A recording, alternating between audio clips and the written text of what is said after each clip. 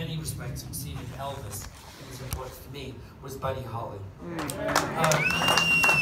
We were all huge Buddy Holly fans. Well, all of us, I mean, Gordon, obviously, and myself, and Albert. And he played a particular role in my life, of course, because Gordon and I had a big hit with that song of his, True Love Ways, which Buddy Holly wrote. And I did a couple of Buddy Holly songs with Linda Ronstadt as well. I produced It's So Easy, and That'll Be the Day. And so, you know, Buddy was of particular importance. And also, by the way, he was an inspiration to anybody, you know, who wasn't a bit nerdy and wore glasses, that you could still be a pop star. He was the only one who did that. You know? And indeed, I used to go, I went on a shopping trip to opticians in London, went around all the optician shops with a Buddy Holly album, this is true, going, I want these glasses. You know? And if you look at the old Peter and Gordon pictures, you'll see that I'm definitely wearing Buddy Holly glasses, without any question. And that was in homage to him. He was brilliant. He was into producing records. He wanted to start his own label. I mean, if he hadn't died so tragically young, he definitely would not have been, you know, fat and playing Vegas. He'd have been, you know, he would be currently inventing like plugins for Pro Tools and starting a new label and into the new technology and all that stuff. So it was a terrible loss. And another really disappointing thing to me is that I never got to see him play. And I still don't really know why, because he played England. He did a British tour in 1958, which would have meant I was 14. So I don't know if I didn't realize yet how important he was, whether I couldn't afford to go, you know, whether my parents didn't want me to go, I don't know. But I missed Buddy Holly, and I wasn't the only one. Yeah, I had intended to go with some school friends, and I totally got the day wrong. And, the following day, they said, "Oh, Buddy was great last night." I went, "Oh no!" Of course, so we all thought, but you know, no matter, I'll see him next time. You know, and there was, of course, no next time. And long tours too. I mean, we could have made it to some other venue. Yeah, really, we wanted the train trip. Think about it, you know, traveling like 50 miles. Yes. Yeah, we should have gone, but we didn't. And of course, we were fans not only of Buddy, but of his band. He had an incredibly good band, the Crickets, were also very important in rock and roll history. You know, they some of those records had really cool parts on them. They invent new ways of playing. So the drum parts weren't standard. You know, they were little sort of tippy-tappy parts and cool things that they would do. And of course, the name the Crickets, as you probably know, is one of the things that inspired the Beatles when they were looking at names. John Lennon's gone on record as saying that the Beatles' choice of an insect name owed a lot to the Crickets. It's funny now, you don't think of either of them as insects, but that was where they started coming up with their name. So the Crickets were important in numerous respects, and as you might have gathered from what Albert was saying earlier, we are actually in the presence, of course, of an honorary Cricket. Yeah, I am. Thank you. I was a huge fan of Buddy, and the Crickets came over to the UK a few times in the 60s, but I didn't really get to see them until let's see, it was early 70s, and they'd come in for a tour, and Rick Gretsch was playing bass with them at that time. He was with Blind Faith and Family.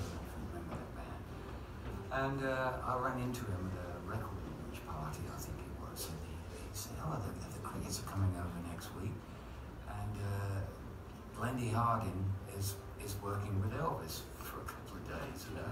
Elvis strikes again. Yeah, Elvis strikes again. So, do you want to play with us? I said, "Yeah, of course, I'd love to." So we played this little speakeasy. Well, it was called the Speakeasy in London. It was a late night drinking establishment full of crazy musicians, Keith Moon, and say no more. I mean, imagine what it was like down there. You know, yeah, it was great. It was fun, is what it was. Yeah, it was fun. Yeah, and lots of good, always good bands came there. Yeah. So I played with the Crickets, and at the end of the night, Jerry Allison said, "That was great. Do you want to do the rest of the tour?" So there I was the Cricket. So, I think we toured around the UK for about 6 weeks, playing what they call them working men's clubs, and we do tour night. You know, so we do like an early set at 8 o'clock. o'clock and we'd rush over to another place and do a late set at 10 o'clock, and we did that for a week. Then we'd go to another area and do the same thing. You know, so anyway, great fun with those guys. They worked their little pants off. Taught me how to drink Bloody Marys for breakfast. It was a hard lesson, honestly.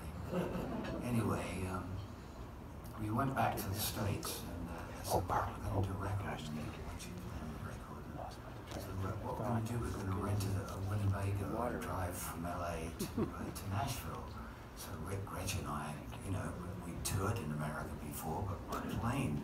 You know, so we had no idea how long this was going to take. Was it going to take a day and a half or something? No, it was like 3 days of them popping pills and staying awake. You know. Anyway, we made a great record in Nashville, and then we worked again the following year in the UK, followed by another record which we recorded in Los Angeles. So I'd always try and do things with them. You know, they didn't work constantly, but whenever they had something special that was coming up, you know, they might call me to do it, you know, which is an honor, real honor, really. For 1 or 2 years, they were working with Waylon Jennings. They'd do a little set of their own, and then Waylon would come on and sing some Buddy Holly songs with them, and then he'd finish the show out with his own band. So I did a number of those gigs with them, which were pretty interesting, you know, especially the one in the women's prison in California. That was pretty interesting. And those girls loved Waylon, I tell you. We played Clear Lake, Iowa a number of times. You know, of course, we're not too far away from here, and Albert Lee, Minnesota, of course. So,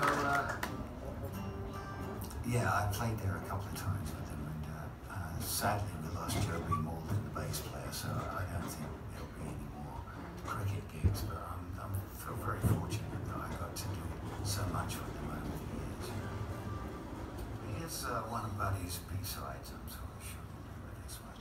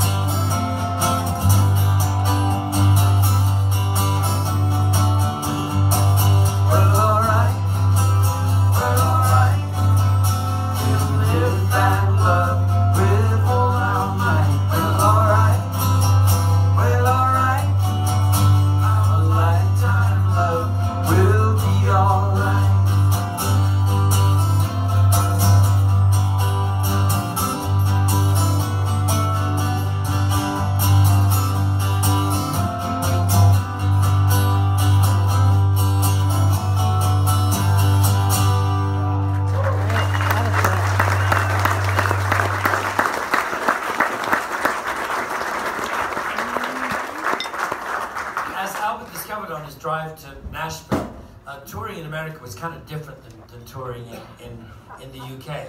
Because UK, the drives were never that colossally long, you know. But America, there was a massive amount of travel involved. And there were two kinds of tours we used to do back in the day. We'd do some that were like bus tours with 1 million acts on them. Like we did a Dick Clark Caravan of Stars one time. That was us and the Shirelles and the Drifters, Tom Jones, Brian Hyland, Ronnie Dove, Jackie DeShannon, a whole bunch of amazing acts. And all on a regular bus, you know, like a Greyhound bus, no bunks or any of that fancy stuff, you know. These kids today, there's more. But they would just cram us on a bus. So of course it was amazing fun. All kinds of stuff happened. You put that many young people together for 2 months, so there's love affairs and fights and giant poker games and gambling and all kinds of craziness. But the one good thing about those tours was that they would provide a band of really good musicians who would accompany everybody for the entire tour. And they'd usually hire good people because it was quite hard, obviously, to play all the Drifters tunes and our tunes and everybody else's. So that was covered. But when we'd headline, it was a bit different because they assigned different areas of the country to different promoters. And so the guy in the Midwest would put his tour gigs together, and the guy on the East Coast, the West Coast, and so on. And they would each provide a band for that leg. And very often they didn't bother to hire like really great musicians. They'd hire some local group.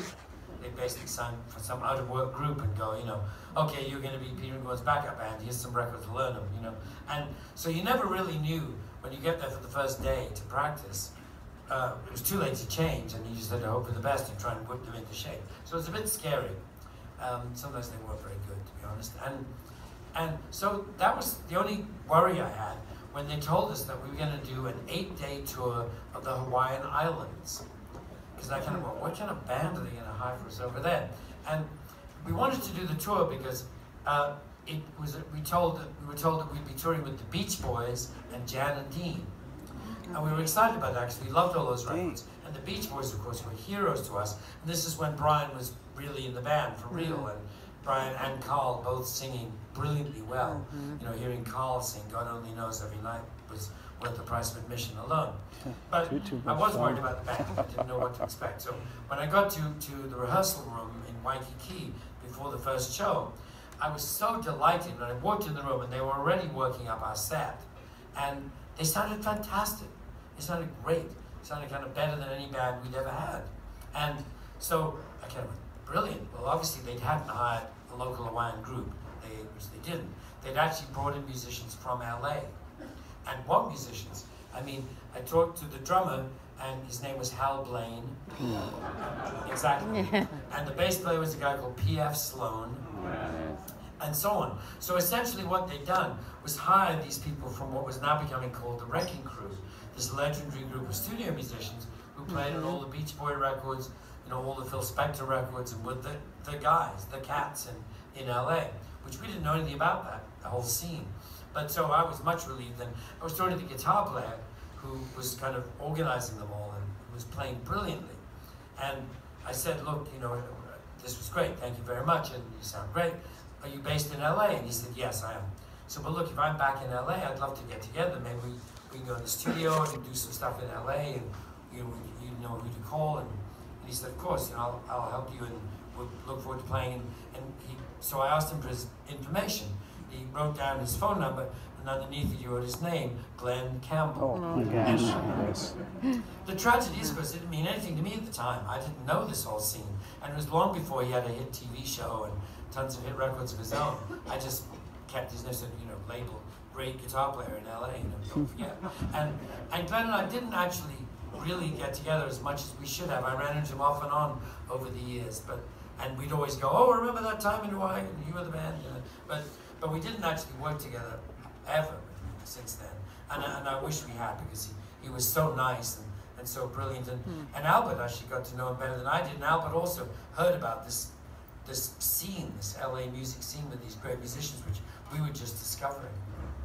Yeah, well, you know, when I met the Everly Brothers, 62, 63, their guitar player was a guy named Don Peake, who later became a member of the Wrecking Crew himself. And he was telling me about